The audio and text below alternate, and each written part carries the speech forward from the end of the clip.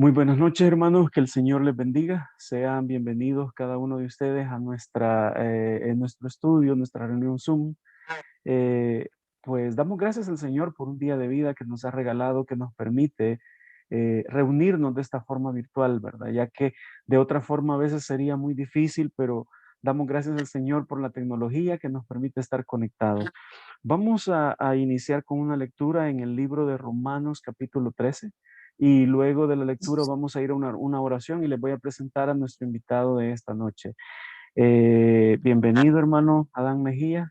Luego vamos a hacer la debida introducción, ¿verdad? Entonces, Romanos capítulo 13 y la primera oración se la vamos a pedir, hermana Denny, por favor.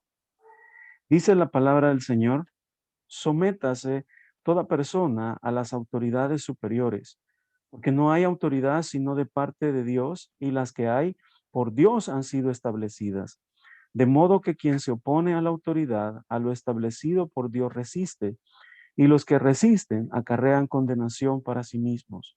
Porque los magistrados no están para infundir temor al que hace el bien, sino al malo. ¿Quieres pues no temer la autoridad? Haz lo bueno y tendrás alabanza de ella, porque es servidor de Dios para tu bien. Pero si haces lo malo, teme, porque no en vano lleva la espada, pues es servidor de Dios, vengador para castigar al que hace lo malo. Por lo cual es necesario estarle sujetos, no solamente por razón del castigo, sino también por causa de la conciencia. Pues por esto pagáis también los tributos, porque son servidores de Dios que atienden continuamente a esto mismo. Pagad a todos lo que debéis, al que tributo, tributo, al que impuesto, impuesto, al que respeto, respeto, al que honra, honra. No debáis a nadie nada, sino el amaros unos a otros, porque el que ama al prójimo ha cumplido la ley. Porque no adulterarás, no matarás, no hurtarás, no dirás falso testimonio, no codiciarás, y cualquier otro mandamiento en esta sentencia se resume: amarás a tu prójimo como a ti mismo. El amor no hace mal al prójimo, así que el cumplimiento de la ley es el amor. Y esto, conociendo el tiempo, que es ya hora de levantarnos del sueño, porque ahora está más cerca de nosotros nuestra salvación que cuando creímos. La noche está avanzada y se acerca el día. Desechemos pues las obras de las tinieblas y vistámonos las armas de la luz. Andemos como de día, honestamente, no en glotonerías y borracheras, no en lujurias y lascivias, no en contiendas y envidia, sino vestidos del Señor Jesucristo, y no proveáis para los deseos de la carne. Amén. Bien, vamos a la oración, hermana Denny. Amén. Que el Señor les bendiga a todos. Vamos a hacer una pequeña oración para dar inicio a esta enseñanza. Señor y Padre que estás en gloria, te damos las gracias, Señor, por la oportunidad que nos has dado, Señor, de escuchar tu palabra, de instruirnos, Padre Santo, porque sabemos, Señor, de que viene una fecha muy, muy importante para todo un país, para toda una nación, una, una situación que nos compete a todos, eh, una decisión que cada uno de nosotros debe tomar con sabiduría, bajo tu resguardo, Señor, bajo tu dirección, Padre Santo. Así que permítenos que esta palabra toque nuestro corazón, que nuestro entendimiento, Señor, pueda estar abierto, Padre Santo, para que tú puedas hablarnos, tú puedas instruirnos, Señor, porque sabemos que esto es muy importante para nosotros y aún más para tus hijos, Señor Jesús. Ayúdanos a tomar la mejor decisión, Padre. Abre, Señor, nuestro entendimiento, que tu sabiduría, Señor, pueda inundarnos, Padre, que podamos entender lo que tú quieres decirnos en esta noche, Señor. En tu nombre lo pedimos, Espíritu Santo. Amén y amén. Amén. Muchísimas gracias, hermana Denny. Gracias por dirigirnos en oración. Pues como decía, mis queridos hermanos, en esta noche tenemos como invitado a nuestro hermano Adán Mejía. Él, para los que aún no le conocen, nuestro hermano él es cristiano, es un político cristiano y pues, según entiendo, también parte de Asambleas de Dios, ¿verdad? E incluso nuestro hermano estuvo ejerciendo el ministerio y ahora el Señor lo ha llamado a esta área de la política. Y sí, el Señor lo ha llamado a esta área. A veces como cristianos creemos que la única forma en que podemos servir al Señor es en un ministerio como pastorado, evangelismo o algo así. Pero si usted es un doctor, usted es un político, usted es un maestro, usted puede hacer lo que hace para la gloria de Dios. Y de hecho, se necesitan cada día más cristianos en esta área. Así que, habiendo presentado a mi hermano, voy a darle el tiempo para que él pueda presentarse y saludar a cada uno de ustedes. Muchas gracias, hermano. Agradezco a todos los que están conectados y como veo que están grabando también para aquellos que después puedan ver esta charla y este enlace de esta temática muy importante. Agradezco, para mí es un enorme privilegio, agradezco la oportunidad que me conceden y permítame resumirles, hay mucho que contarles de mi vida. Tuve el enorme privilegio de nacer en un hogar cristiano evangélico. Yo siempre he dicho, a mí lo que me faltó es nacer en la banca, literalmente, de la iglesia. Mi mundo siempre ha sido un mundo eclesiástico y agradezco a Dios por ello. Dios me permitió servir en la predicación de la palabra desde muy joven. Se me nació en mí un deseo. En mi juventud estábamos pasando acá en el país el conflicto armado y uno empieza en esa etapa de adolescencia joven a ser más consciente de su entorno, más allá del mundo en el que uno vive, su casa, la iglesia, y ver todas las injusticias y todo esto. Yo me hice la pregunta, muy bien, en aquel entonces, ¿qué es lo que yo tenía que hacer? Y recibí muy bien indicaciones orando al Señor. Me acuerdo que con otros amigos nos decidimos consagrarnos una semana en oración y ayuno, orar por nuestro país, orar por la situación y por nuestra vida. Fue así como decidí mejor ver la necesidad que hasta el día de hoy está todo ser humano, y mientras la raza humana exista, la necesidad del evangelio es una urgente necesidad. Y desde muy joven yo comencé a predicar en las calles, en autobuses, en parques. Y mi primera predicación en una iglesia, yo tenía 16 años de edad. Me casé a los 19 años de edad. Mi esposa Kelly tenía en ese entonces 18. Dios nos ha bendecido con 4 hijos. 2 de ellos ya están casados y nuestra hija mayor ya nos honró haciéndonos abuelos. Tenemos dos nietos, un varón y una niña, hermosos. Y esa carga por la nación, después de 33 años de ministerio pastoral, tomé la decisión, hermanos, que en el 2010 yo había empezado a sentir muy fuerte al ver la realidad del país en aquel entonces. Estoy hablando del año 2010. Desde antes yo había siempre buscado algunos políticos, buscar algún medio de comunicación para que se escuchara la opinión de la iglesia cristiana. Gracias a Dios, a la fecha, la iglesia cristiana evangélica es considerada ya no en todos los medios de comunicación seculares, pero ya es considerada, ya podemos ver en los periódicos opinión de pastores, algo que antes no teníamos esa factibilidad.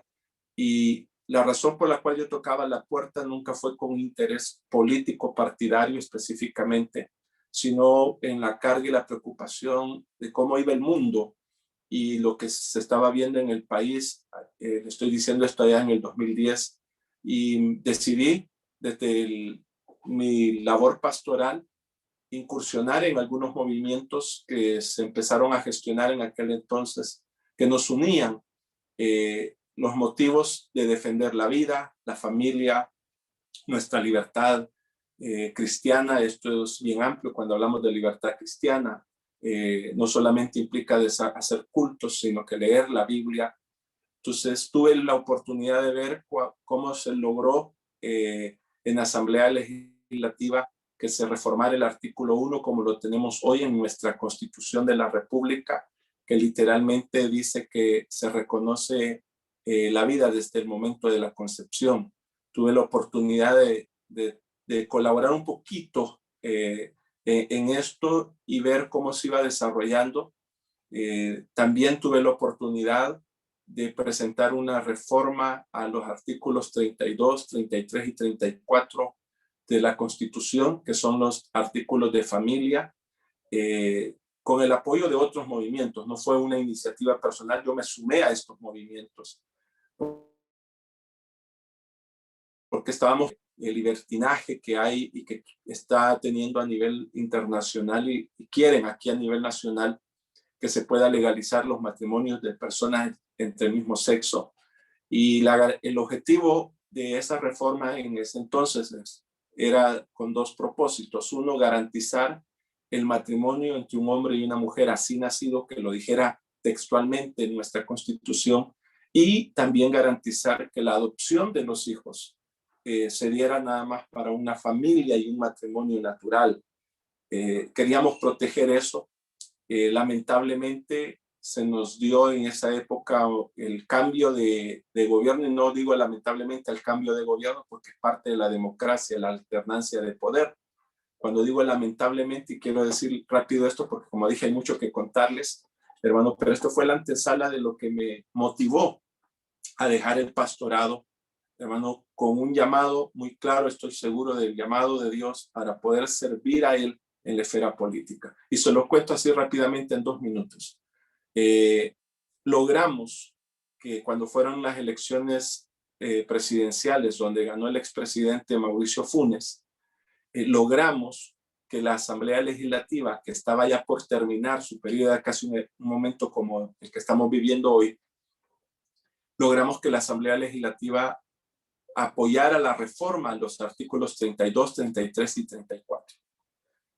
Teníamos el compromiso, no hubo ningún veto presidencial a ese decreto legislativo, pero la ley en nuestra Constitución establece que para una reforma constitucional sea ley de la República, requiere que 2 legislaturas, o sea, 2 asambleas legislativas trabajen en ello. Una legislatura vota a favor de la reforma y la siguiente legislatura tiene que votar para ratificar la reforma. Entonces nosotros estratégicamente dijimos, hagámoslo en este momento que ya son los últimos meses de esta legislatura, como que ahora quisiéramos meter una propuesta, esta lo hace. De hecho, quiero anticiparles que ya tengo el apoyo de la fracción actual de Arena, PDC, Arena, PDC, PCN y la mayoría de diputados de Ghana, que van a apoyar una reforma al artículo 32, nada más al artículo 32. Entonces queremos hacerlo después de las elecciones porque yo no quise que este tema se convirtiera en un tema de interés electoral, porque debemos de guardar también a la iglesia de no ser instrumentalizada por los partidos políticos, por la política partidaria. Entonces, hermano, en aquel entonces, de aquel cambio, ya la nueva Asamblea Legislativa, teníamos el apoyo de todos los diputados y el FMLN se nos echó para atrás. Y entonces, como quedó conformada la Asamblea Legislativa, no lográbamos los votos para que esa ratificación se pudiera hacer y se nos vino abajo. Cuando yo vi eso, vi la necesidad de estar dentro, porque después pude ver cómo diputados que hoy ya no están en la Asamblea Legislativa, tanto de Arena como del PCN, que eran defensores de la vida, hablaban conmigo y con otros pastores y nos decían, miren, no hablemos de legalizar el matrimonio de personas homosexuales, démosle otro nombre, pero permitámosles. Entonces, cuando uno ve que no tenemos políticos firmes en sus convicciones, uno dice, el país está en riesgo. Al ver las injusticias que se están dando, uno también tiene que verlo. Y no estoy hablando de una teología de la liberación, sino que estoy hablando de el trabajo y la responsabilidad que todo cristiano tiene de ser una voz por aquellos que están siendo víctimas de injusticia. Entonces, eso me movió, hermanos, y con mucha oración, no fue una decisión de la noche a la mañana. Como les digo, desde el 2010 yo venía con ese sentimiento, oré, y fue que con mi familia 2 años antes de tomar la decisión, yo les dije en el 2019, yo voy a renunciar al pastorado para poder dedicarme a la esfera política para servir a Dios y al prójimo. Así que como les dije, hay mucho que contar, pero nada más para que puedan comprender un poco ese desenlace, porque sé que no ha sido fácil. Yo sabía que no iba a ser fácil, que uno de los opositores que yo iba a tener iba a venir dentro del mismo cristianismo evangélico, y así fue. Todavía surgen algunos, porque la visión que nos han dado a la iglesia, hermano, es que la iglesia no tiene que inmiscuirse en política. Yo no estoy hablando que la iglesia como tal tenga que hacerlo. No estoy de acuerdo en que la iglesia venga a tomar el control del gobierno, pero tampoco estoy de acuerdo que el gobierno tome el control de la iglesia, que es un tema que tenemos que tratarlo, porque sí vemos que existe ese control, pero la iglesia no puede controlar el gobierno. Entonces tenemos que trabajar en esa área, y sabía que iba a existir esa oposición, pero gracias a Dios yo me la había dimensionado una oposición dentro del cristianismo evangélico mayor, pero ya cuando di ese paso, me di cuenta que sí hubo oposición, pero es una oposición muy mínima. Y el hecho, hermano, es que para este domingo tenemos la oportunidad de elegir por muchos candidatos. Estamos en un silencio electoral, no puedo mencionar nombres, ¿verdad?, de quiénes, pero sí tenemos una muy buena cantidad en los diferentes partidos políticos de gente que viene de alguna iglesia cristiana evangélica, y eso me dice a mí que este es el momento en que Dios quiere usar a sus hijos y a sus hijas para poder servir y glorificar el nombre de Dios. Excelente. Y hay algo que dijo que me llamó muchísimo la atención. Gracias por compartirnos su historia de cómo Dios lo llama a servirle en esa área. Realmente yo creo que, como usted lo decía, la iglesia ha sido mal enseñada por muchos años. Y generalmente lo más común que oímos cuando hablamos de cristianismo, política, iglesia, gobierno, es, bueno, la iglesia no debe inmiscuirse en política. Y recordamos cómo en años pasados el sector evangélico solía ser bien crítico con el catolicismo por su involucramiento en la política y decía, ah, no, los curas están metidos en política. Y ahora, sin embargo, yo creo que muchos hemos caído en cuenta que es un error que como iglesia nos aislemos. Ahora, la pregunta sería, si la idea de política es, oh, la política es sucia, perdón, la política es corrupción, ¿realmente hay espacio para un cristiano en la política? ¿Se necesitan cristianos en esta área y por qué? Ok, gracias, hermano. Sí, hay un gran espacio y una gran oportunidad, y quiero hablarlo desde la óptica de una visión cristiana, bíblica, y desde la óptica puramente política. Voy a tratar de ser breve porque hay muchos temas que también yo me quisiera compartirlos, ¿verdad? Y no quisiera alargarme en algo, y espero después, si me pueden seguir en mis redes sociales o tener el contacto, cualquier duda, inquietud, poder ampliar. Pero eso es una de las objeciones que yo recibí cuando tomé la decisión de renunciar en el 2019. En junio del 2019 yo tomé la decisión de renunciar como pastor. Fui claro a la iglesia, hice la reunión de miembros en propiedad de la iglesia. Yo no tenía la obligación por qué decir el motivo real, pero lo consideré necesario porque nadie está obligado a permanecer a una iglesia o una institución. Yo podía haber tomado la decisión, miren, renuncio por asuntos personales, pero no quería que después los hermanos se sintieran mal, que yo no fui sincero con ellos. Hablo de la congregación que pastoreé por 15 años. La última vez Dios me permitió ser misionero. Estuve pastoreando iglesias hispanas en Estados Unidos. Dios me permitió fundar una iglesia acá, la congregación familiar que está en San Marcos. Dios me permitió ser fundador de esta iglesia. He tenido el trabajo evangelístico, misionero. Entonces, no lo consideré ético no decirlo. Entonces, yo mencioné eso y fui claro, yo renuncio porque voy a incursionar en la esfera política porque hay una necesidad. Y una de las inquietudes en algunas ocasiones es, ¿pero por qué se va a ir a meter a ese mundo corrupto? Y yo respondo a lo siguiente. díganme, aparte de la política, ¿qué otras áreas de la sociedad, del tejido social, no están dominadas por la corrupción? De hecho, hay un término, y aquí es donde mezclo la visión política, que para atacar, yo he recibido capacitación en política pública en el tema de anticorrupción, y una de las primeras argumentos y información que a mí me impactó es porque nosotros estamos acostumbrados a señalar al corrupto, pero no, nadie ni los medios se dedican a ver y enfocar el corruptor, porque para que haya un corrupto hay alguien que lo indujo a esa corrupción.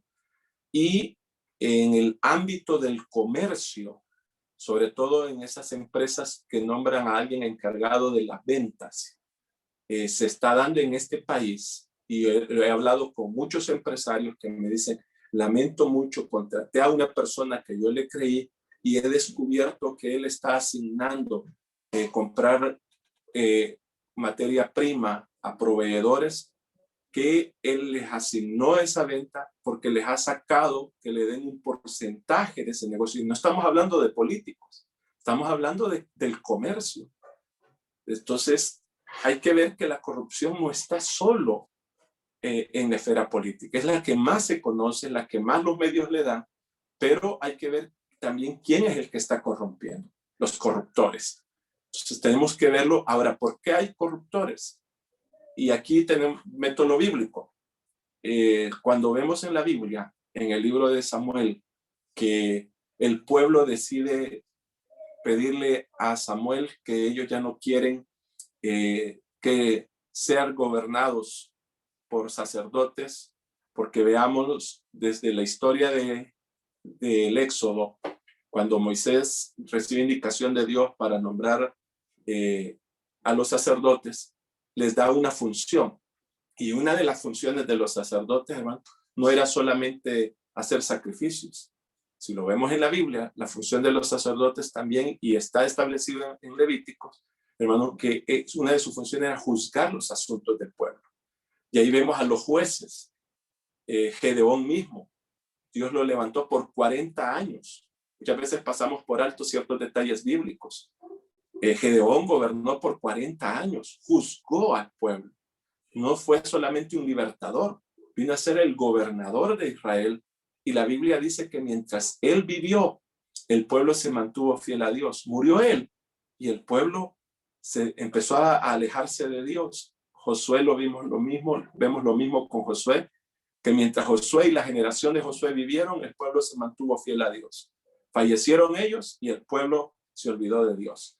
Entonces vemos que Samuel, que es el último de los jueces, ejerce 3 funciones: la función de profeta, la función de sacerdote y la función de gobernador. Un siervo de Dios que Dios lo utilizó allí. Hay alguien más allá del antiguo que nosotros lo vemos en el caso de Melquisedec, que la Biblia claramente dice que era sacerdote del Dios Altísimo y rey de Salem. O sea, tenía 2 funciones. Entonces, bíblicamente sí está el respaldo. Ahora, me metí en esto porque Samuel enfrenta el caso que el pueblo ya no quiere más jueces, no quiere más sacerdotes ni profetas que los estén gobernando. Quieren ser igual a las demás naciones, pero un principio que la teología y el estudio bíblico nos enseña es la hermenéutica. La hermenéutica bíblica es poder enfocarnos a una correcta interpretación y aplicación del texto bíblico. Entonces, quiero aplicar eso en el caso de Samuel. La razón no era la razón principal, querer ser igual que las demás naciones, aunque es uno de los motivos. La razón principal es que Samuel había delegado a sus hijos la administración del pueblo. Y lamentablemente, la misma Biblia lo dice, que los hijos de Samuel se dejaron sobornar, serán corruptos. Hay algo que yo quiero decir. Cuando Samuel llama a todos los ancianos y hombres del pueblo, los llama para ya tomar una decisión, porque ya él habló con Dios sobre la petición del pueblo y él les presenta lo que Dios dice que va a ser el gobernante. Y Samuel hace algo que yo creo que todos los que aspiramos y estamos en la esfera política y todo cristiano que esté en el gobierno debería de hacer. Esto yo lo he hablado con la mayoría de candidatos cristianos evangélicos que van para el 28 de febrero. Yo les he dicho, yo quiero que en la próxima elección, que si ustedes se reeligen o no, ustedes hagan lo que Samuel hizo. ¿Qué hizo Samuel? Reunió todo el pueblo y le dijo, aquí estoy yo. Díganme a quién yo le he robado. Díganme a quién yo le mentí. Se puso a un examen público, a la luz pública, porque él sabía que la corrupción era una de las señales que le habían dado de sus propios hijos. Entonces, la corrupción es real, pero no por eso vamos a tener miedo. Yo hago esta reflexión. Cuando a mí un cristiano me dice, o un pastor, porque me lo han dicho pastores, pero ¿por qué te vas a meter a eso? Se te va a absorber la corrupción, la maldad de eso. Yo le digo, quiere decir que ustedes creen que el poder de Dios, el poder del evangelio, que predicamos que es transformador, es tan débil que la política le puede quitar a un cristiano sus convicciones. Esto es peligroso, hermano, porque yo conocí en España un ministerio que yo admiro mucho, pero este ministerio está enseñando, les hablo de España, esta nación, enseña a sus miembros que no dejen a sus hijos ir a la universidad, porque la universidad los va a corromper, porque la universidad le va a atacar su fe. Entonces, ¿por qué hay cristianos que no tienen convicción firme de lo que están enseñando? Entonces, yo sí creo en el poder transformador de Dios. Yo no es que me considere perfecto, yo lo he dicho, no hay ningún cristiano perfecto, pero como la misma Biblia lo dice, como sé que estoy hablando en un lenguaje cristiano pentecostal, tengo mayor libertad de decir lo siguiente. La Biblia dice que lo que puede sujetar la naturaleza carnal en nosotros es la llenura del Espíritu de Dios. Cuánto del Espíritu de Dios tenga yo en mi vida, me va a decir no a cualquier oferta, y las tuve porque yo hice el intento de poder participar como candidato para esta elección. Y lo traigo a colación porque estamos hablando de corrupción. Y yo no pude inscribirme como candidato. Primero busqué un partido que yo vi que era un partido nuevo, y lo voy a decir abiertamente, el partido Vamos. Pedí sus estatutos y vi que en los estatutos se defienden los principios de vida, la familia. Entonces había mucha identidad, pero lamentablemente ya estando como miembro de ese partido, ¿verdad? No como candidato, como miembro, las autoridades de este partido lamentablemente me empezaron a decir a mí, mira, bájale a tus comentarios en contra de los homosexuales, en contra de la despenalización del aborto. Y yo les dije, ¿por qué? Es que mira, estamos teniendo llamadas que no lo consideran correcto. Entonces yo les dije, disculpen, mis principios no son negociables. Entonces fue la primera luz que yo tuve aquí. ¿Qué pasa acá con los estatutos y lo que me están diciendo? Al mes me dijeron, mira, hoy no te venimos a pedir que lo consideres, queremos pedirte que ya no lo hagas. Entonces vine yo y le dije, disculpen, yo no estoy aquí en política, en este partido, por aspirar a una candidatura. Yo estoy acá porque en el país se necesitan políticos que defiendan los principios con convicción. Después de eso, lamentablemente, empecé a escuchar a voceros del partido, que en ese entonces eran voceros, hoy son candidatos, que empezaron en medios de comunicación a decir que había un tema de discusión dentro del partido, y empezaron a hablar con la autorización del partido. No estoy acá para señalar y acusar. Tengo las pruebas ahí en Twitter y en redes sociales donde el partido decía que ellos iban a velar por el derecho de la mujer en el tema del aborto, en el caso de cuando sufriese violación. Empezaron a hablar que defendían los derechos de los homosexuales, no estaban a favor del matrimonio de los homosexuales, pero sí a favor de defender sus derechos. O sea, una cosa es defender el derecho de una persona, respetar a una persona por ser persona. Eso todo cristiano tenemos que hacerlo. Un marero merece respeto como persona, pero eso no quiere decir que yo venga a legalizar y aprobar o hacer una tregua o una negociación con él. O sea, no, yo lo veo igual en un homosexual. Como persona merece respeto y tendrá mi respeto. Yo he tenido la oportunidad de tener diálogos con los líderes de movimientos homosexuales en la Asamblea Legislativa, los arcoíris entre amigos, y logré tener una muy buena conversación. Al principio era un ambiente tenso y todo, pero cuando empezaron a ver que uno estaba atacándolos a ellos como persona, porque ellos justificaban en una reunión de comisión de familia que ellos querían la legalización porque no podían heredar a su pareja. Y yo les dije, porque hay que conocer también las leyes. Y nuestra ley, nuestra constitución establece que usted libremente puede decidir a quién heredar. No está ligado solo a heredar a su familia. Aquí hay libre elección. Usted hace un testamento y dice, yo le quiero regalar esto o heredárselo a un amigo, a un familiar, a quien quiera. Entonces, les desarmé el deseo del matrimonio justificado en esa situación. Entonces, hoy han buscado otras herramientas, ¿verdad? Y en esas pláticas sí teníamos confrontaciones por argumentos, pero yo me dediqué a averiguar qué es lo que hace que una persona caiga en el homosexualismo. Y la Biblia es bien clara que nos dice que Dios nos entrega una mente reprobada, pero no podemos generalizarlo, porque quiero decirle que muchas personas homosexuales fueron víctimas de abusos sexuales en su infancia. Yo les puedo decir, hablé con más de 50 personas que estaban en esos diferentes grupos.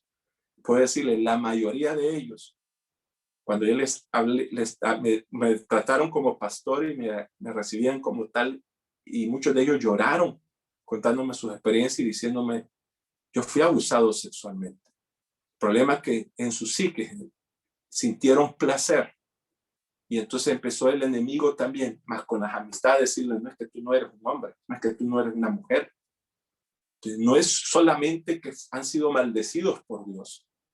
También encontré otros, un porcentaje mínimo, pero existen, y esto que les voy a mencionar, la mayoría son los líderes, son las voces que representan a estos movimientos, que lo están haciendo por pura rebeldía.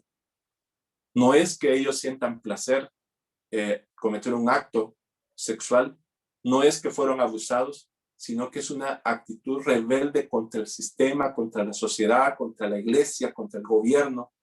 Entonces, logré marcar esos tres grupos. Los que están bajo maldición, ¿verdad? Porque no podemos descartarlo, la Biblia lo habla. O sea, una mente reprobada, se olvidaron de Dios y Dios ha dado una maldición sobre ellos y entren en este acto del homosexualismo, pero no lo podemos generalizar. Están aquellos que fueron víctimas de un familiar, de alguien en su infancia y que les afectó mentalmente y son sanados, pueden ser sanados por Dios, porque para Dios no hay nada imposible. Dios en mi ministerio cristiano me permitió ver la restauración de varios homosexuales y lesbianas. Yo soy testigo de ello, Dios lo puede hacer. Ahora tengo que decir algo, hermano. Estas personas que yo le hablo, la iglesia no los aceptó como tal. Es algo que yo tengo que decirlo. Vengo del cristianismo y tengo la libertad de decirlo. La iglesia, yo me he llegado a atrever a decir que está cometiendo un pecado porque reciben a un político, que es el tema que nos tiene hoy, le dan en la primera fila y si es posible lo sientan detrás del púlpito. Pero si llega un homosexual, no lo quieren ni recibir. Y dígame cuál es la diferencia. Si vamos a hablar de corrupción y de pecado, ¿cuál es la diferencia entre el que miente y el que roba? Ninguno de los dos heredará la vida eterna si no hay un arrepentimiento.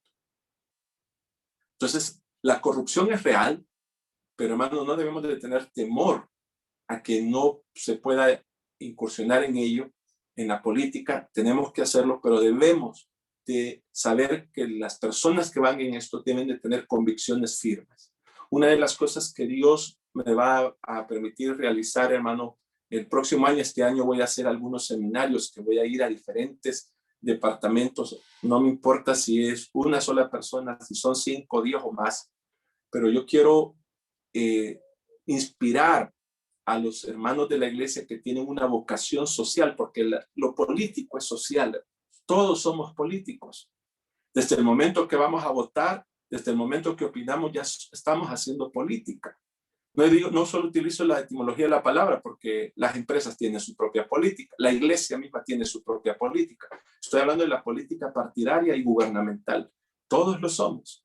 Desde el momento que pagamos un impuesto nos volvemos políticos.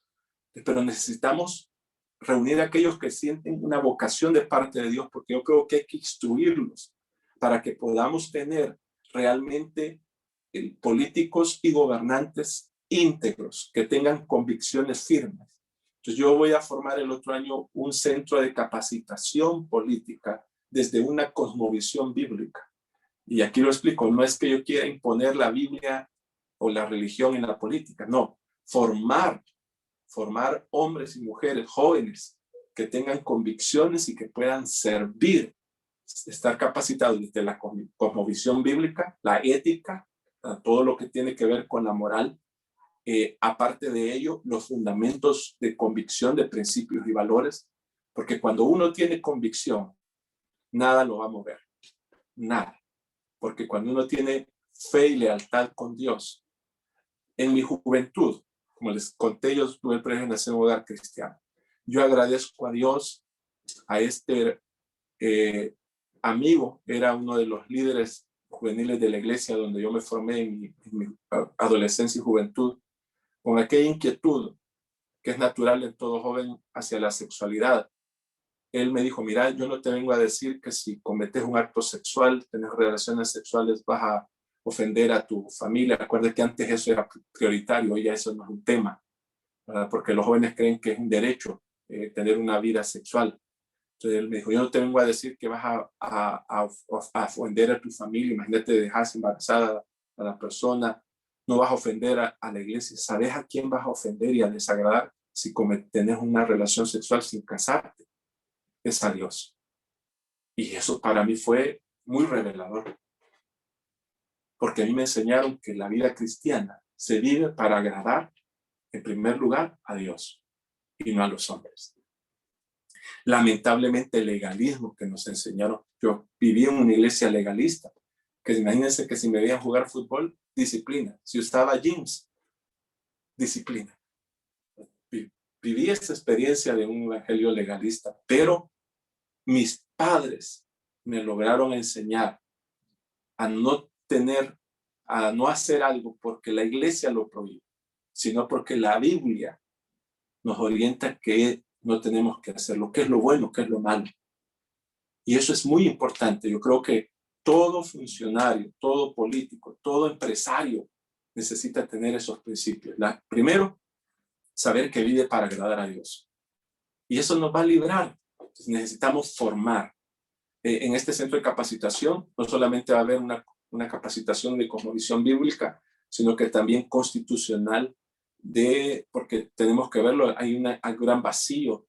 Tenemos gobernantes, ministros que no están aptos para el cargo y necesitamos capacitarnos. Hay partes en la Biblia que nos dan esto. Daniel, cuando fue llevado cautivo, sus compañeros dicen que fueron sometidos para aprender otro idioma. O sea, fueron enseñados. Todos los que aspiramos a cualquier área tenemos que capacitarnos. Los jóvenes que están acá, si están en una etapa de bachiller o de universidad, aquí en El Salvador se enseña mucho lo siguiente. Mira, si no te gusta la carrera, cambiate. Yo siempre oriento y pregunto, ¿por qué no te gusta la carrera? Y encuentro que en sí la carrera no es el problema es una materia. Y como nuestro sistema de educación no es cambiado, ¿verdad? No hay opción de decir, mire, puedo llevar esta materia después, como en otras naciones desarrolladas. Entonces, yo le digo, mira, ¿por qué no mejor te reforzás si realmente te gusta la carrera, pero por una materia que no te entra, como dice el lenguaje de los jóvenes? ¿Por qué no mejor te dedicas a que te instruyan? Porque muchas veces es cobardía, muchas veces es que fueron formados y que yo tengo que sacar las mejores notas, y algo que Dios trabaja con un hijo de él o con una hija de él es hacerlo humilde. Y muchos jóvenes después me agradecen con su título, pastor, si yo no hubiera hablado con usted, yo hubiera dejado esta carrera, pero encontré que mi problema no era la carrera, era una materia. No la logré pasar, pero no me afectó para tener el título. O sea, muchas veces tenemos que entender que necesitamos capacitarnos. Si algo creemos que no lo podemos hacer, no le tengamos temor. Recordemos que la Biblia dice que si a alguno le falta de sabiduría, que la pida a Dios. No puede haber esa actitud de decir, no, y no te preocupes, acabo de leer que alguien puso ahí que se cambió por una materia. No te preocupes, porque muchas veces nos faltó esa orientación, ¿verdad? Y pregúntenle a los graduados si no les tocó chinear una materia, si no les tocó hacer un trabajo adicional porque no pasaron una materia y que era requisito y tuvieron que volverla a llevar. El asunto es, ¿cuál es tu propósito? ¿Qué es lo que deseas hacer? Y hay que creerle a Dios. Ahora veamos, ¿qué es lo que necesita el país? El país necesita hombres de integridad. Yo me niego a creer que este país esté destinado a ser dominado por la corrupción. El problema de la oscuridad no es en sí la oscuridad. El problema de la oscuridad es la ausencia de luz. Entonces, en política necesitamos que la luz de la integridad, la luz del evangelio, la luz de los principios bíblicos esté presente. Excelente. Y de hecho, sus últimas palabras me recuerdan las palabras del Señor, ¿verdad? Donde dice, vosotros sois la luz del mundo, que una ciudad asentada sobre un monte no se esconde, y tampoco una luz nosotros la ponemos escondida, ¿verdad? Debajo de un cajón. Lastimosamente a veces creemos que ser sal y luz solo significa que yo voy a dar buen ejemplo con mi conducta en la calle, en el colegio, pero hemos sido llamados a ser sal y luz en todos los aspectos de nuestra vida, incluso de nuestra sociedad, ¿verdad? Luz en la música, luz en la economía, luz en la política, luz en la medicina. En todas las áreas el Señor necesita cristianos firmes de convicción para que hagan la diferencia, para que hagan un cambio en nuestra sociedad. De lo contrario, estamos dejando que todo se arruine y solo somos espectadores. Ahora, hay algo que normalmente también se dice, ya usted nos explicó que Dios sí puede llamar a alguien para servirle en el área política, como lo hizo con Daniel, con David, con Samuel y con muchos otros en la Escritura, que además de ser fieles a Dios, fueron líderes políticos en sus naciones. A menudo algunos creyentes, basados en un versículo de Daniel donde dice que Él es el que quita y Él es el que pone reyes, muchos asumen, bueno, realmente ya está predestinado todo lo que va a pasar. Dios va a poner al que Él quiera, así que realmente no importa por quién vote, porque es Dios el que pone a la persona. Pero sin embargo, hay otros pasajes de la Biblia, como uno que usted mencionó también, donde en el libro de Oseas Dios les dice a ellos, pero ustedes pusieron príncipes sin mí, sin consultarme, conforme a su corazón. Sí. Y nosotros también en la historia de Samuel lo vemos, pero ¿cómo podemos compaginar esto, hermano? ¿Realmente es Dios el que decide quién se queda? ¿Y nosotros solo somos títeres en todo esto? ¿No podemos marcar la diferencia? Ok, permítame, voy a compartir lo que tengo acá en mi pantalla para responder estas preguntas, porque sí los considero y les felicito a quien elaboró estas preguntas. Son muy puntuales y muy necesarias que nosotros las abordemos de esta manera y que las conozcamos realmente como son. Ya había preparado esta lámina, después, pastor, se la voy a enviar para que también se la pueda compartir a los hermanos. El propósito es Excelente, muchas gracias. poder compartir esto, ¿verdad? Una de las preguntas era si es Dios quien elige a los gobernantes de las naciones, ¿verdad? Y quiero que veamos esto, hermano, en dos aspectos. Para esto tenemos que ir a la doctrina que en la teología sistemática se ve en la doctrina de Dios. Si nos dedicamos a ciertos puntos de la doctrina de Dios, nos vamos a encontrar con la soberanía de Dios, el preconocimiento de Dios, ¿verdad? Que creo que ahí es donde los reformadores que dieron y propagaron la doctrina de la predestinación en salvación, sacaron solo esa parte y dieron ese postulado. Pero en la soberanía, en el preconocimiento de Dios, hay dos argumentos dentro de la teología cristiana evangélica. Uno es que se conoce de esta manera, o se expresa así: el conocimiento pasivo de las elecciones futuras de los individuos libres. Estamos hablando de Dios, ¿verdad? El conocimiento pasivo de las elecciones futuras de los individuos libres. Se conoce un conocimiento pasivo porque no es que Dios esté dando una prioridad a eso, sino que Él sabe en el preconocimiento, porque acordémonos que es bíblico, Dios conoce el pasado, el presente y el futuro. Pero está la otra definición dentro de los comentaristas y teólogos cristianos evangélicos, que al hablar de la soberanía de Dios, del conocimiento de Dios, ¿verdad? Dice que esto implica nociones de preordenación, o sea que ya Dios ordenó que esto debería de suceder, y esto se basa en un concepto causativo, o sea, tiene una causa, una razón de ser. Entonces, ambas posturas tienen respaldo bíblico y ambas posturas tocan el tema también de los gobiernos, de los reyes. Entonces, dentro de esto hay ramas cristianas que dicen que Dios sí tiene una función directa de elegir a los gobernantes, pero con Israel exclusivamente, y excluyen a las demás naciones. Ahora, esto es peligroso porque eso sería como creer que Dios no controla todo, y eso no lo podemos nosotros sostener como tal, porque la misma Biblia nos lo dice en Isaías 46, 9 al 10, acordado de las cosas pasadas de los tiempos antiguos, porque yo soy Dios. Aquí no es Isaías el que está diciendo, es Dios hablando, se está profetizando. Entonces es un escrito de una profecía.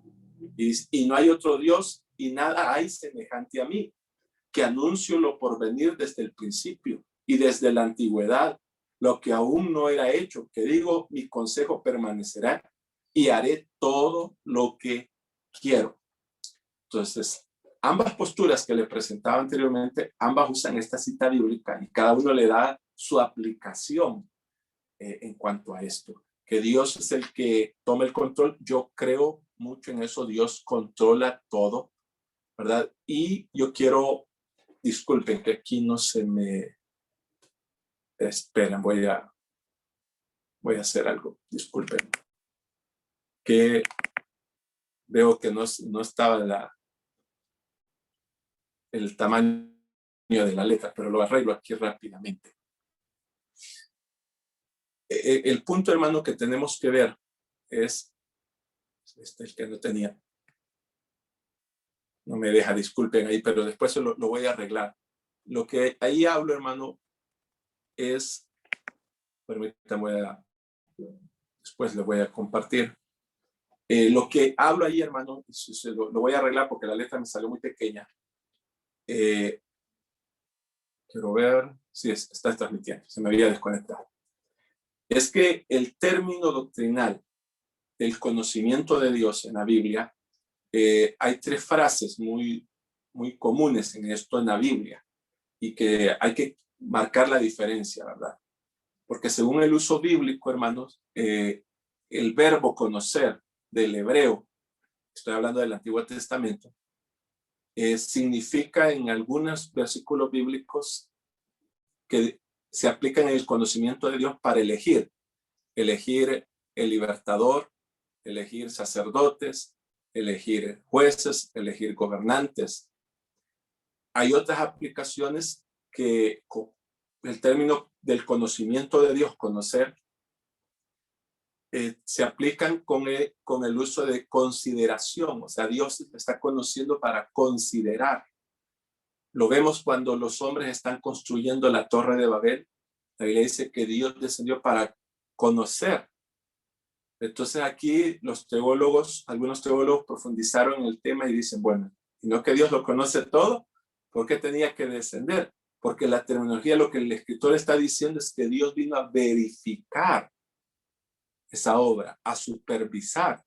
Y en el hebreo es el mismo uso de la palabra conocer, que su aplicación no es la misma de elegir, sino que de considerar. Y así vemos otra de las funciones que se aplican, por ejemplo, en el hebreo, al hablar del preconocimiento de Dios, de la soberanía de Dios, del conocimiento de Dios. Es que lo que está diciendo la Biblia es que Dios está considerando un favor, halló gracia. Y aquí podemos recordar aquella cita bíblica que no es del que quiere ni del que corre, sino de quien Dios tiene misericordia. O sea, a quien Dios le da un favor, le alcanza el favor y tiene misericordia de él. Entonces vemos ese uso en la palabra del Señor. Ahora, también hay una cita bíblica en Amós capítulo 3, esa sí la tengo acá, vi que la tenía, hermanos.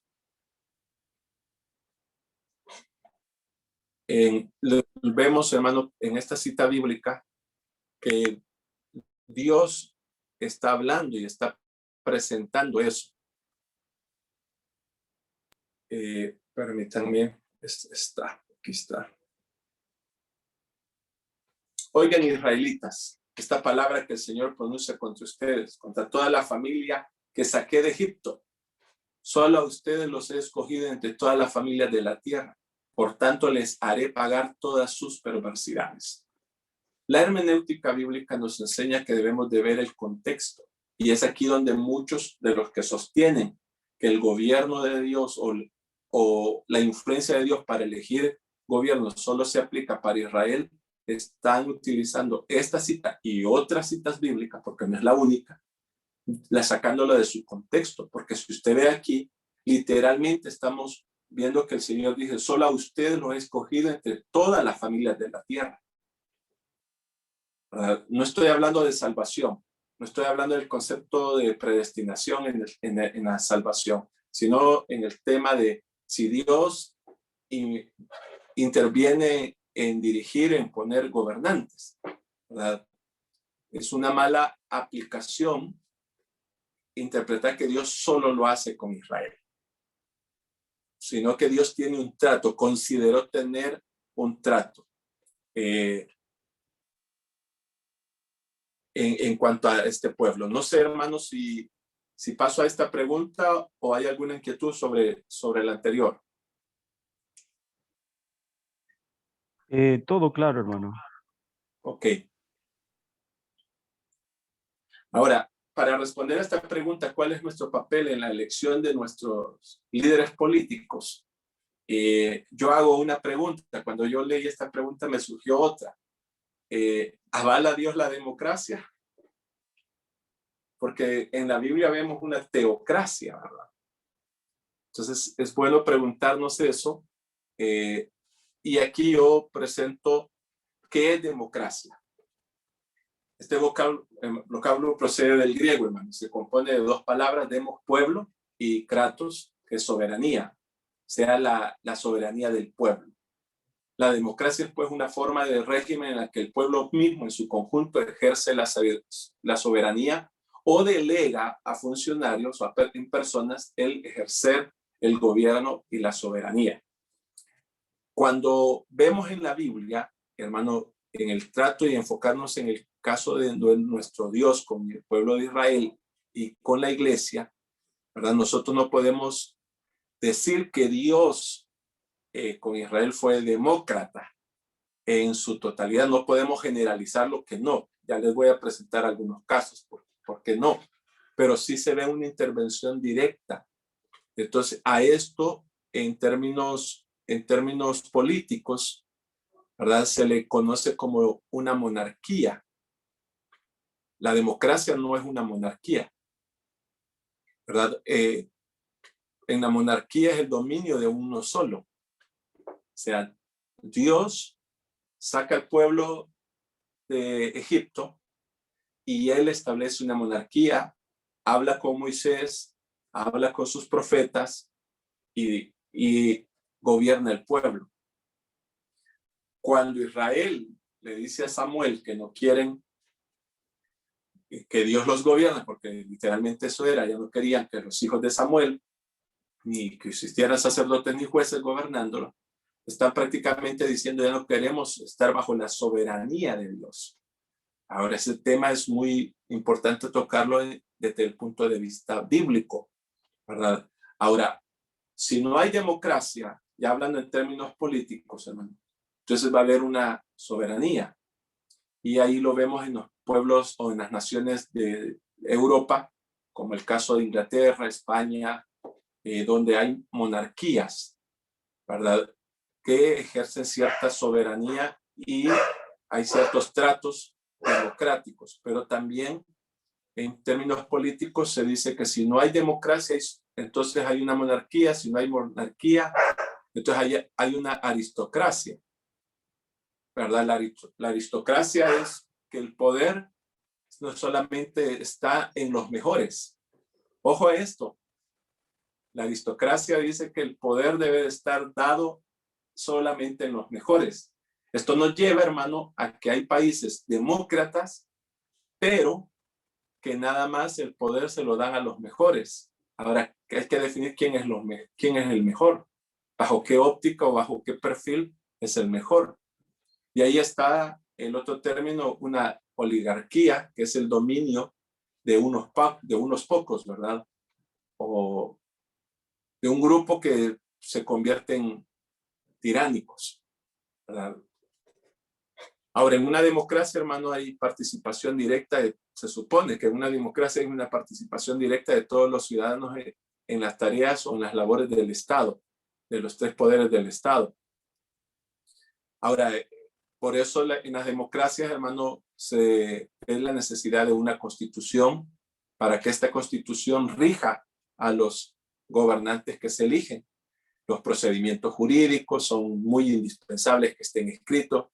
Y no es solamente la democracia que el pueblo elija, sino que el pueblo también tiene que tener voz y voto en estas leyes, en las enmiendas, reformas, y de ahí es que vemos que en algunos países se hacen consultas populares porque la democracia lo pide.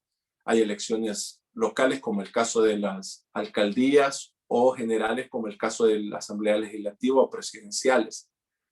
Entonces, todo eso lo vemos. Ahora, yo quiero presentarle, bueno, esto ya lo dije, quiero presentarle esta cita. Es cuando se eligen, hermanos, los diáconos, los primeros diáconos del cristianismo. Esto está en Hechos capítulo 6, versículo 3. Aquí hay una evidencia de democracia. Ahora, no es política, no es del gobierno, porque acordémonos que cuando estamos hablando de hecho, estamos hablando que el cristianismo surge bajo el Imperio Romano, pero sí hay un gobierno de administración eclesiástica, podemos darle esto, porque la problemática es que había una queja, que los gentiles decían que la ayuda a los necesitados era diferente para los judíos que para los gentiles, los judíos decían lo contrario. Hermano, Entonces, perdón que lo interrumpa. No sé si está, pero no lo podemos ver. No sé si, ajá, se me cortó entonces disculpen, hermano. ahora sí. Ok, sí, aquí me había salido un mensaje. Disculpen, hermano, que creo que fue un error de transmisión. Espero que hoy sí puedan verlo, hermano, y me van a disculpar. No hay problema, hermano. Hoy sí vemos ahí su pantalla. Ahí está. Ok. Entonces, en Hechos 6, hermano, los apóstoles toman la decisión y dicen, hermanos, escojan entre ustedes a 7 hombres de buena, miren el perfil. ¿Para qué era estos hombres, hermano? Para repartir ayuda. Imagínense el perfil. A estos hombres de buena reputación, o sea, de buen testimonio, dice la versión 60, llenos del Espíritu Santo y de sabiduría. De hecho, 6:3. Yo creo que este debería ser el perfil, hermano, que debemos de tomar. Disculpen que lo hablo, para poner gente a servir aún dentro de la iglesia. Buen testimonio, lleno del Espíritu Santo y de sabiduría. Ahora, ¿por qué menciono Hechos 6:3? Porque aquí hay un ejemplo de democracia. Los apóstoles no dijeron, nosotros los vamos a nombrar. Ellos dijeron al pueblo, ustedes busquen 7 hombres y solo les dieron el perfil. Ahora, cuando Moisés seleccionó a los hombres que le y van a ayudar a gobernar. Esto está en Números 13, del versículo 1 al 3, ¿verdad? Y se lo quiero leerte. No, perdón, me pasé, estoy hablando de Moisés. El primero, Moisés seleccionó a hombres que ayudaran a gobernar. Sí, Éxodo 18, del versículo 14 al 26. Se lo leo textualmente. Dice, cuando su suegro vio cómo procedía Moisés con el pueblo, le dijo, pero ¿qué es lo que haces con esta gente? ¿Cómo es que solo tú te sientas mientras todo este pueblo se queda de pie ante ti desde la mañana hasta la noche? Es que el pueblo viene a verme para consultar a Dios, le contestó Moisés. Cuando tienen algún problema, me lo traen a mí para que yo dicte sentencia entre las dos partes. Además, les doy a conocer las leyes y las enseñanzas de Dios. No está bien lo que estás haciendo, le respondió su suegro. Pues puedes desempeñar, pues este trabajo te cansará y se cansa la gente que te acompaña. La tarea es demasiado pesada para ti. No la puedes desempeñar tú solo. Oye bien el consejo que voy a darte y que Dios te ayude. Tú debes representar al pueblo ante Dios y presentarle los problemas que ellos tienen. A ellos los debes instruir en las leyes y en las enseñanzas de Dios y darles a conocer la conducta que deben de llevar y las obligaciones que deben de cumplir. Elige tú mismo entre el pueblo hombres capaces y temerosos de Dios, que amen la verdad y aborrezcan las ganancias malavidas, y desígnalos de jefe de 1,000, de 100,000, de 50 y de 10 personas. Serán ellos los que funjan como jueces de tiempo completo, atendiendo los casos sencillos, y los casos difíciles te los traerán a ti. Eso te aligerará la carga, porque te ayudará a llevarla. Si pones esto en práctica y Dios así te lo ordena, podrás aguantar. El pueblo por su parte se irá a casa satisfecho. Moisés atendió a la voz de su suegro y siguió su sugerencia. Escogió entre todos los israelitas hombres capaces y los puso al frente de los israelitas como jefes de 1,000, de 50 y de 10 personas. Estos jefes fungían como jueces de tiempo completo, atendiendo los casos sencillos como remitiendo a Moisés las cosas o los casos difíciles. Si ahí lo vemos esto en Éxodo 18. Aquí vemos una elección. La democracia se fundamenta en que el pueblo elige. Ahora, me llama la atención el requisito que pone. Le dice, elige tú mismo entre el pueblo hombres capaces y temerosos de Dios que amen la verdad y aborrezcan las ganancias mal habidas. Y designa jefe de miles, de 100, de 50. O sea, el perfil, que amen la verdad, que aborrezcan las ganancias mal habidas. Una necesidad que hay hoy en día. Ahora, yo quiero, hermano, hacerles una pregunta. Para hacer nada más, me dicen si me ven, hermanos. Sí, hermano, le vemos. Ahorita solo su imagen, pero ya. Ok, ya voy. Sí. Ok, yo quiero mencionar estos nombres y para los que están participando, si alguien me dice, bueno, tengo ahí un libro que se lo voy a regalar, un libro de un hermano que habla acerca de, el libro tiene temas acerca de economía, como con conceptos bíblicos, cómo manejar una economía.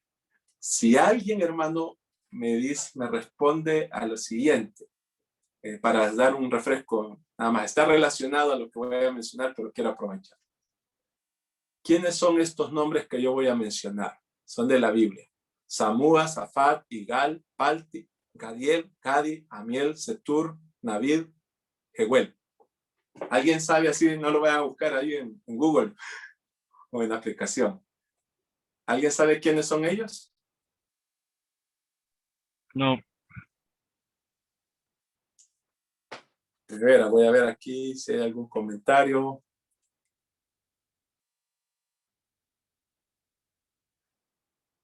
Que los repita con gusto. Samúa, Safat, Igal, Palti, Gediel, Gadi, Amiel, Setur, Nagib y Gehuel.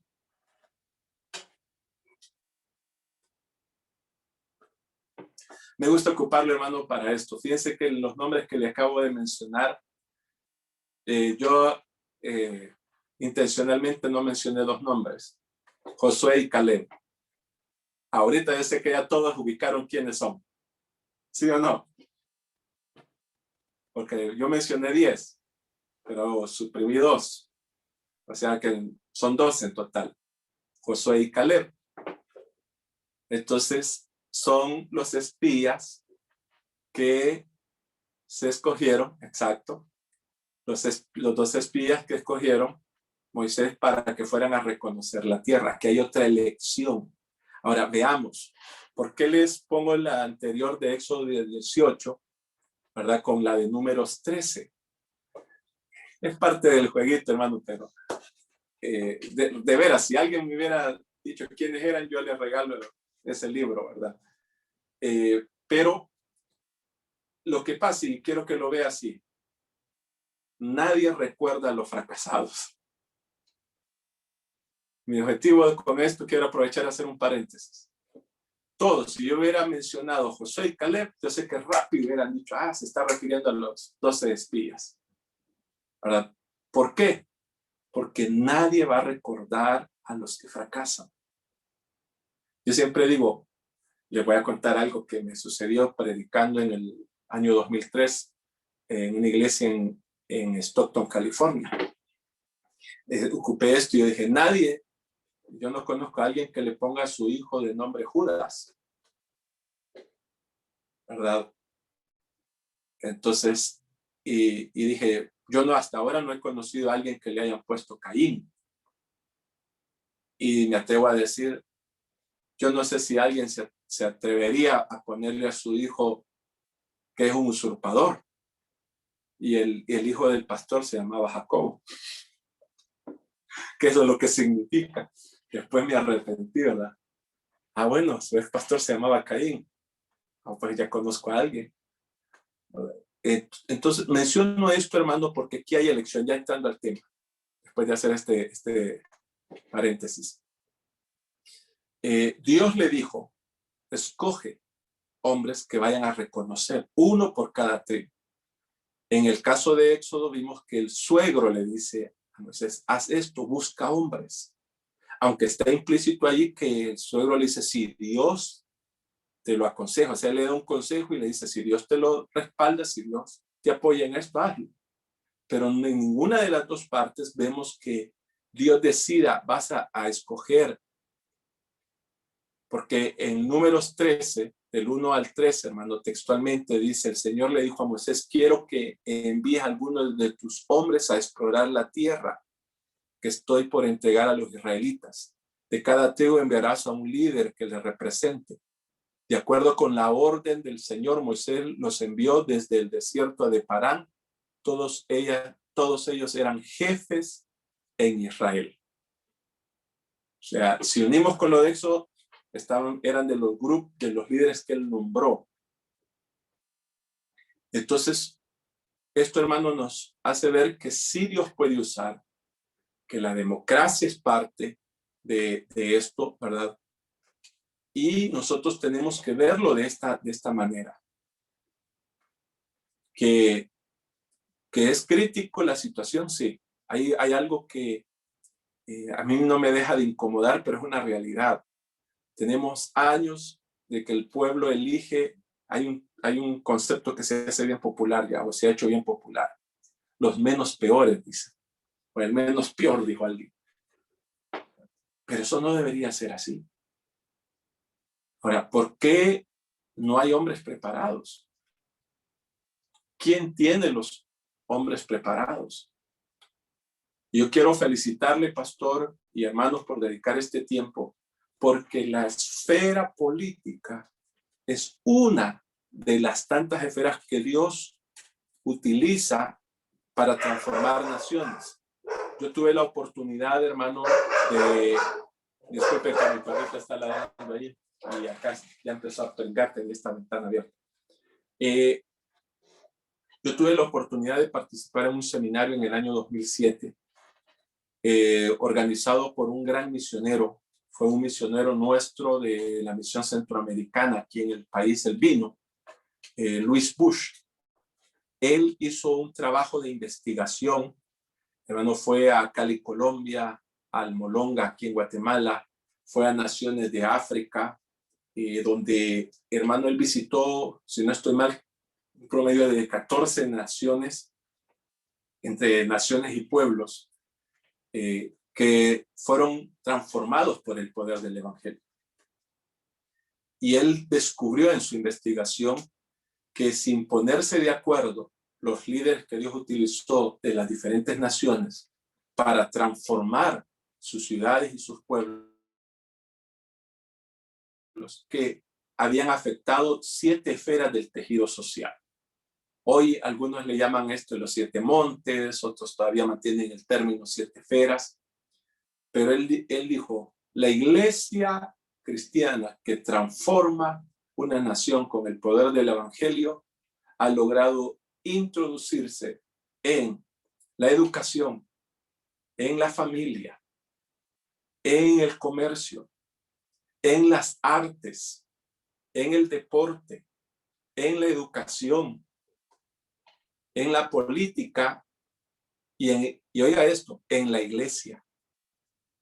Porque para que una nación tenga que ser transformada, la iglesia tiene que ser transformada también. Porque no somos perfectos. Necesitamos hacernos un autoexamen para ver qué es lo que estamos haciendo mal y arreglarlo.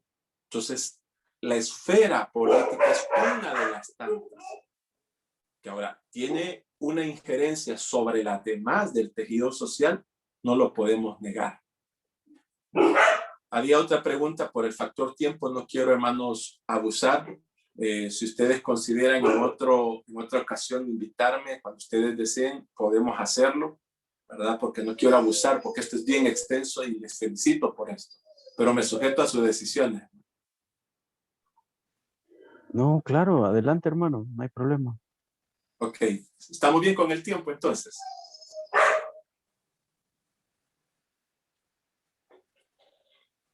Le doy entonces, hermano. Dele, hermano. Gracias. No me vaya a salir como un pastor, hermano, en San Pablo, en una ciudad de California, que me invitó a predicar y a mí se me olvidó preguntarle cuánto tiempo tenía para predicar. Entonces, desde el púlpito le dije, pastor, le dije, se me olvidó preguntarle cuánto tiempo tengo. Él me dijo, no, pastor, usted tiene todo el tiempo que quiera, nosotros a las 9 nos vamos. Primero no me voy a salir con eso, hermano. Usted dele que cuando nos aburramos nos vamos. No hago nada más por broma, hermano. Ok. Pero sí, no quisiera abusar del tiempo. ¿Cuánto tiempo tengo, hermano? Bueno, 15 minutos. Ok, está bien. Voy a correr entonces en estos minutos que tengo, hermano, para dar las ideas y si me lo permiten en otra ocasión, con gusto estoy para poder, hermano, ampliar este tema, ¿verdad? Ahora, para responder, hermano, a una de las preguntas que estaban, ¿cuál es nuestro papel en la elección de nuestros líderes políticos?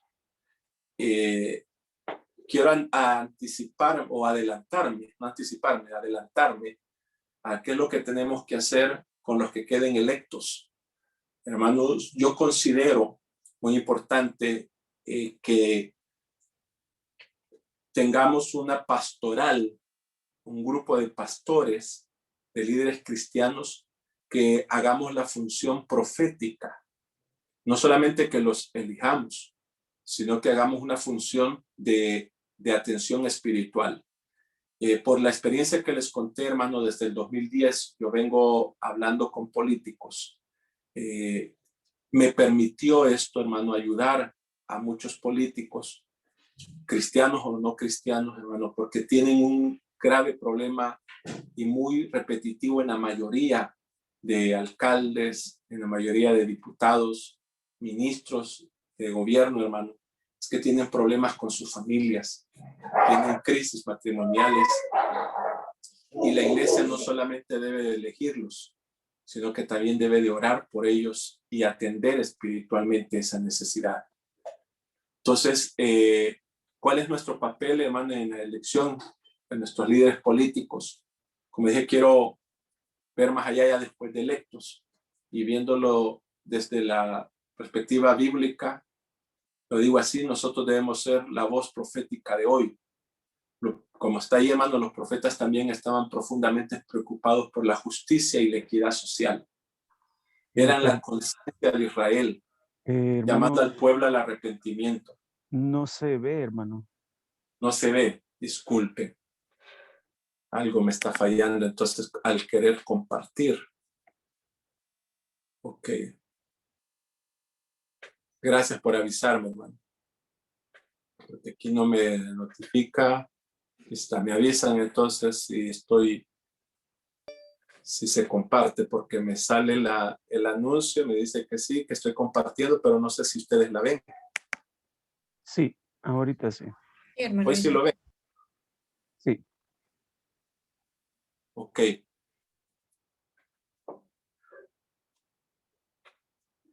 Creo que estas preguntas son muy importantes, hermano, pero antes de entrar a estas preguntas, me refería, hermano, a que los profetas también estaban profundamente preocupados por la justicia y la equidad social. Eran la conciencia de Israel, llamaban al pueblo al arrepentimiento. También actuaron, hermano, como los defensores del pacto de Dios. Ellos eran los que entregaban el mensaje de Dios y les decían, van a tener que compadecer ante Dios. Al mismo pueblo también lo llamaban a que iban a compadecer ante el juez divino, que era Dios, por haber violado los pactos del Señor. Ahora esto nos hace ver, hermano, estamos ante una realidad que a mí me carga mucho y me preocupa. Y por eso son estas preguntas, hermano. ¿Cuál candidato llega más cerca al propósito bíblico para el gobierno que Dios desea que se establezca con los principios bíblicos? ¿Cuál candidato hará el mejor trabajo de luchar por la justicia y la libertad y en la defensa de nuestros principios? ¿Cuál candidato hará el mejor trabajo de proteger nuestros derechos? Porque, hermanos, no estoy inventando. Quiero decirles que cuando fueron las elecciones del cambio de gobierno de Arena al frente, yo me preocupé mucho porque sabía, hermano, yo creo que no debemos de ser los cristianos reactivos, sino preventivos. ¿A qué me refiero? A que no esperemos a que legalicen cosas en contra nuestra, sino más bien prevengámoslas. ¿Y cómo vamos a prevenirlas? Me acuerdo, hermano, que hasta los líderes de Asambleas de Dios me llamaron a una reunión en el Ejecutivo para decirme que yo no tenía que tener una voz en el tema político. Yo antes de hacer esa voz, hermano, les pedí al Ejecutivo que por favor nombraran a una voz oficial, porque a mí me buscaban políticos y medios de comunicación en ese año, en el 2009, hermano, para poder dar una opinión, cuál era la postura. Entonces yo tuve que decirles, miren, esta es mi postura, no es la postura de las Asambleas de Dios, ¿verdad? Hoy que ya renuncié, ya no tengo ese problema, pero lamentablemente, hermano, nuestros líderes no quisieron ser esa voz y yo creo que cada denominación debe de tener ese vocero, ¿verdad? Porque si no, no vamos a prevenir, sino lamentarnos. Me acuerdo que una de las cosas que yo logré también, hermano, en una temporada política como esta, logré que se sacara en las principales radios y canales de televisión un mensaje corto que era de 1 minuto, donde yo hacía el llamado a la reflexión, porque no podíamos elegir legisladores que iban a prohibir la lectura de la Biblia. Me acuerdo que muchos cristianos me dijeron que yo estaba inventando algo. Y miren, fue la realidad. Nos vetaron la lectura de la Biblia. Tuve la oportunidad de participar en la elaboración del decreto que lo propuso el coronel Almendaris, que es uno de los cristianos. Y el decreto textualmente, hermano, no era leer la Biblia. el decreto textualmente decía que se iban a seleccionar pasajes bíblicos, pero los medios de comunicación maliciosamente vendieron que se quería obligar la lectura de la Biblia. Y el resultado, hermano, es que se prohibió la lectura de la Biblia en las escuelas públicas. Entonces, ¿cuál es el riesgo que tenemos hoy, hermano? Hay un fuerte interés en el 2018, por poco, hermano, la Asamblea Legislativa aprueba una reforma para que se quitara el artículo 1 y se permitiera el aborto. Gracias a Dios, nos escucharon y no se logró la mayoría. Pero hoy tenemos partidos, hermano, como el Frente, Nuestro Tiempo, Nuevas Ideas, hermano, que no lo dice abiertamente, pero conozco a muchos de sus candidatos, llevan candidatos LGTBI que van para promover no es solo Nuestro Tiempo, también Nuevas Ideas lo lleva. Hermano, estamos ante una realidad de querer legalizar las uniones homosexuales, de querer, hermano, legalizar el aborto, y hay algo aún mayor que es preocupación, hermano, y que Nuevas Ideas, Nuestro Tiempo, el Frente, lo lleva, hermano, dentro de sus agendas y tiene el apoyo si es que lograran tener la mayoría y algunos de gana, y es que, hermano, quieren que la patria potestad sea quitada a los padres, porque las naciones progresistas, esto no es solo de comunismo, hermano, o socialistas. Estados Unidos ya está, con este nuevo gobierno, están tratando este asunto porque ya te habían dado algunos pasos de leyes anteriores, donde quieren que por decreto se reconozca que los hijos son propiedad del Estado. Entonces, la patria potestad, ¿qué es lo que suprime, hermano? Muchas de las cosas y las que a mí me preocupa es que el padre ya no va a tener la decisión de educar a sus hijos, ¿verdad? En principios morales, y que tampoco el padre puede educar a sus hijos en sexualidad y en religión. Eso es preocupante. Entonces, tenemos que ver eso, hermano, y para mí estas preguntas son claves. ¿Cuál candidato llega más cerca al propósito bíblico? ¿Cuál va a ser el mejor trabajo por luchar por la justicia y la libertad? ¿Y cuál va a proteger nuestros derechos? Son muy importantes. Eso quería, hermano. Bueno, aquí están, disculpen que se los quité. Mi teléfono celular, hermano. Pueden anotarlo ahí, mi correo electrónico, o me pueden seguir en mis redes sociales como Adán Mejía en fanpage de Facebook, o en Twitter o Instagram como Adán Mejía 01. También pueden buscarme en mi canal de YouTube como Adán Mejía, ¿verdad? Estoy hablando temas de política y cristianismo desde una perspectiva cristiana. Así que yo quiero agradecerles, hermano, la oportunidad que me han dado. Pues no, muchísimas gracias a usted, hermano, porque realmente es necesario hablar de estos temas. Y eso que decía es verdaderamente preocupante, como que pareciera que la democracia se ha vuelto un instrumento para llegar a unas dictaduras terribles, dictaduras de las minorías, dictaduras en las que el gobierno puede venir y hacer lo que le da la gana. Y nosotros como creyentes somos llamados a ser inteligentes, a ser sal, a ser luz, pero también Jesucristo decía que nosotros debemos de ser mansos como palomas, pero también sagaces como serpientes, y ver y entender los tiempos, las realidades en las que nosotros estamos. Estamos a 2 días de elecciones en este país. No hemos venido a decirle por quién usted tiene que votar. Hemos venido a decirle, sea sabio, juzgue las cosas con justo juicio, acorde con la palabra, acorde con los principios. No elija a personas, independientemente de su color o partido político, que están apoyando cosas antibíblicas, que están apoyando cosas que a la larga van a destruir todo en nuestro tejido social, nuestra familia, que es la base de la sociedad. El llamado es a ser sabios y poner en oración esa decisión muy importante, por quién vamos a votar. Y quizás, como muchos lo dicen, estas elecciones al Congreso son como muy cruciales para lo que vaya a pasar de aquí en adelante en nuestro país. Así que hay algo que usted no se puede permitir. La primera de ellas es votar sin haber pensado bien por quién y juzgado. La segunda, no está permitido quedarse en casa. Vaya, que es un deber que está establecido en nuestra Constitución también, y como cristianos creemos en estar sujetos a la ley, y la ley nos dice que vamos a ir y ejercer nuestro voto. No sé, hermano Adán, algunas palabras ya para ir finalizando.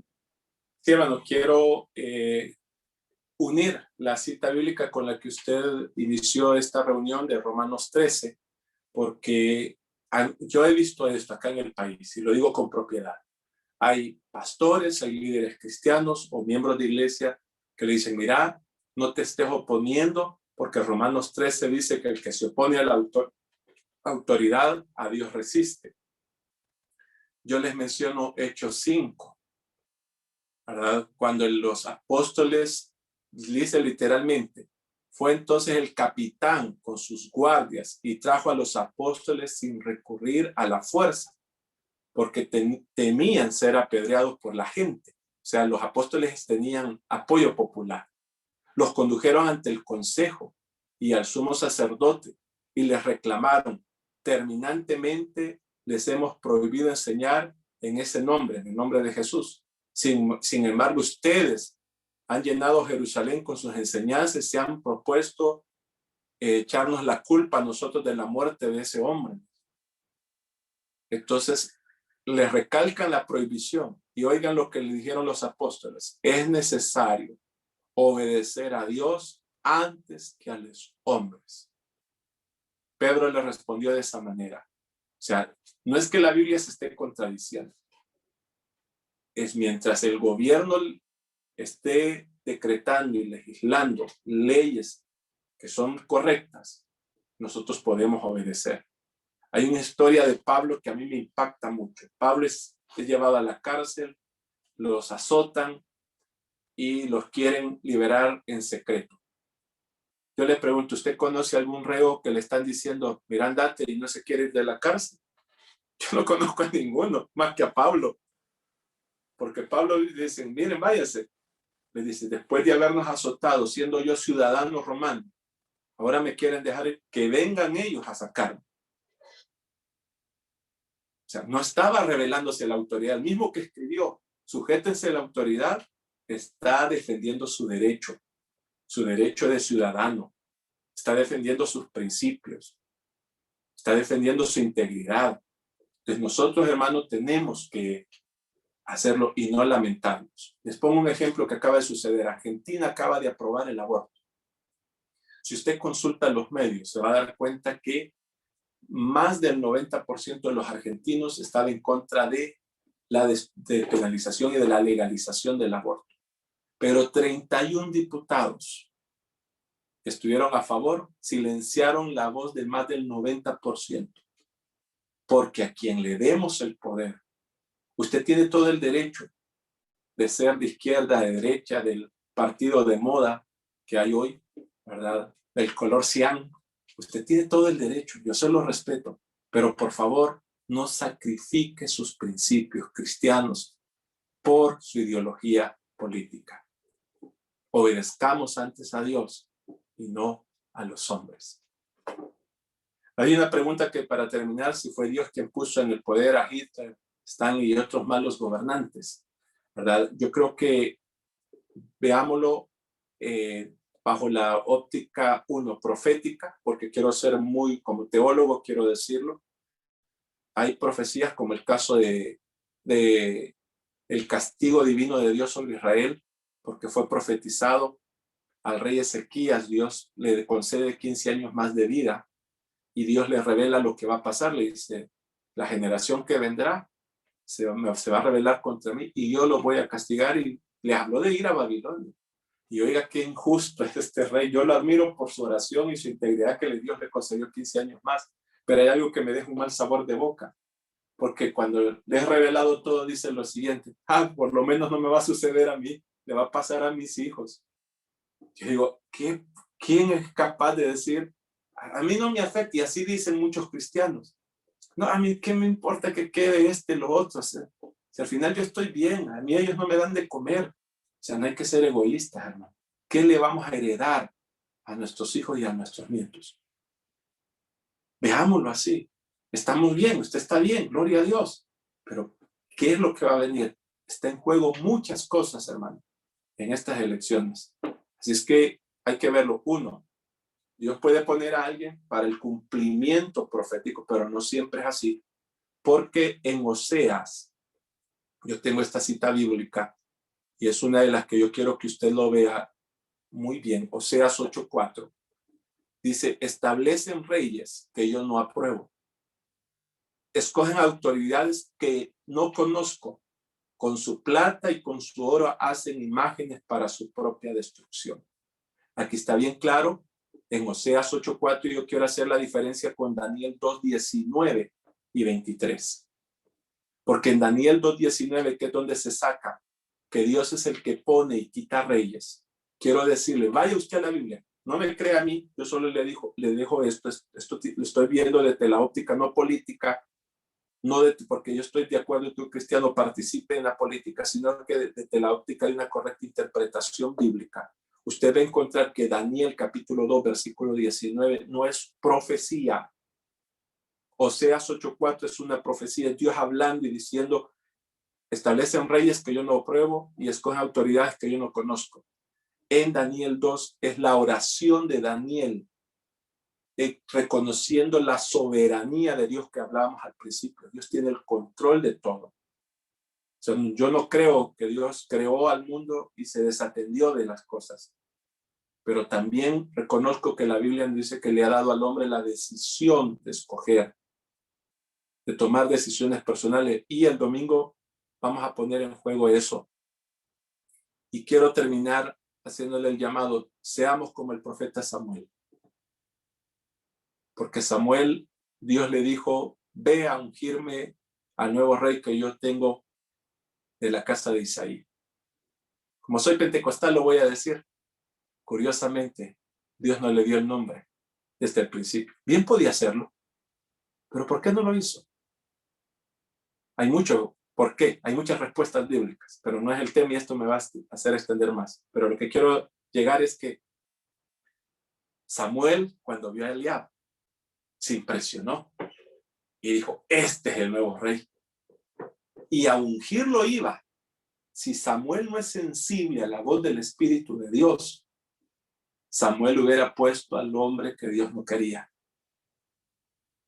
Y Dios le dijo a Samuel, el Espíritu de Dios le dijo, no mires lo que está delante de tus ojos. Porque el hombre, nosotros los hombres tenemos esa debilidad, hermano. Escogemos según nuestro criterio, nuestra apreciación. Solo Dios, el Espíritu de Dios, conoce la intención del corazón. Y le dijo, no es él. Imaginen qué interesante para Samuel, hermano. Le ponen todos los hijos y Dios le dice, no es ni uno de ellos. Entonces viene y le dice, ¿estos son todos tus hijos? ¿Sabe? Hay un salmo que es atribuido a David. Literalmente usted lo va a ver, que dice, en pecado me concibió mi madre. David es el que habla en ese salmo. ¿Sabe por qué? Porque David no era hijo legítimo de Isaí. Por eso no lo llamó. No era hijo legítimo. Pero fue al que Dios escogió. Porque acordémonos que lo vil del mundo escoge Dios para avergonzar a los sabios. Como digo, esta es una historia fascinante, pero le invito, hermano, ore, como le dice su pastor, ore.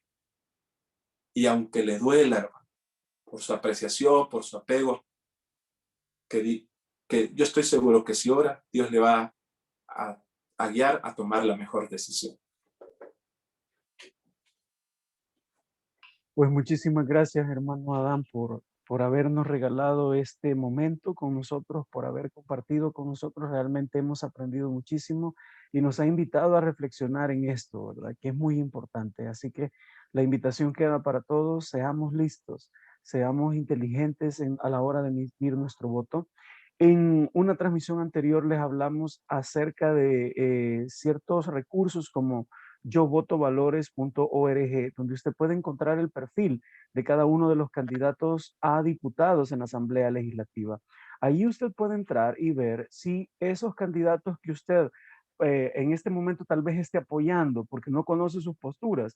Ahí puede saber si él es pro aborto o pro vida, puede saber si él apoya el matrimonio entre personas del mismo sexo o se opone, si él apoya quitar la autoridad parental o está a favor del PIN parental. Entonces, le invito a que vaya. Si todavía no lo ha hecho y no ha tomado una decisión, no ha reflexionado, vaya y hágalo. Y ore y pídale al Señor que lo guíe y le dé sabiduría por sobre todas las cosas. Nuevamente, hermano Adán, muchísimas gracias. A ustedes, hermanos, que han estado con nosotros en esta noche, muchas gracias. Y a usted que lo va a ver en la retransmisión en YouTube o en la página de la iglesia, muchísimas gracias también, que esperamos que haya sido de mucha bendición. Yo sé que lo será para usted que lo va a ver después y para usted que ha estado con nosotros. Así que vamos a cerrar esta reunión. Nuevamente, muchísimas gracias, hermano Dan. Vamos a cerrarlo con una oración. Le invito que ahí donde usted está, incline su rostro y ore conmigo. Y pongamos en la mano de Dios nuestro país y estas elecciones que vienen. Amado y buen Padre, te damos gracias, Señor, porque tú nos has permitido nacer en un país libre, Señor, en un país donde todavía se respeta nuestro derecho a elegir.